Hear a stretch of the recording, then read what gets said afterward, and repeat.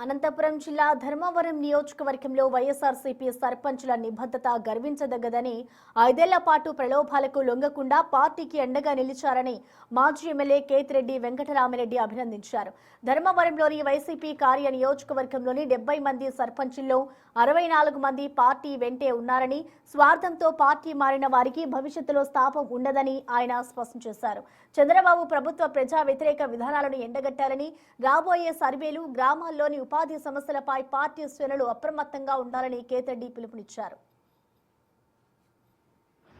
మన నియోజకవర్గంలో 70 పంచాయతీలు ఉన్నాయి.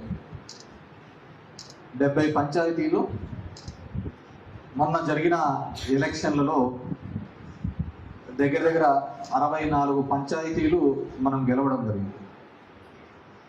ధర్మవరం మండలంలో ఒకటి పోయింది, తాడిమరి మండలంలో నిడిగల్లు, యగ్మానంపల్లి, ఇక్కడ ఉప్పినేసంపల్లి, బత్తలపల్లి మండలంలో మాల్యవంతం, నలభైపల్లి, ముదుగుబ్బ మండలంలో ముక్తాపురం, ఇలా 6 పంచాయతీలు మాత్రమే మొత్తం పోయినది.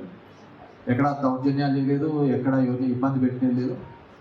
చేసిన పనిని చెప్తూ వైఎస్ఆర్ కాంగ్రెస్ పార్టీని, మీ నాయకత్వాన్ని బలపరచాలని జనంలోకి మీరు వెళ్ళి ఓటర్ల దగ్గరికి పోవడం, అఖండ మెజారిటీతో వైఎస్ఆర్ కాంగ్రెస్ పార్టీని గెలిపించడం లేదు.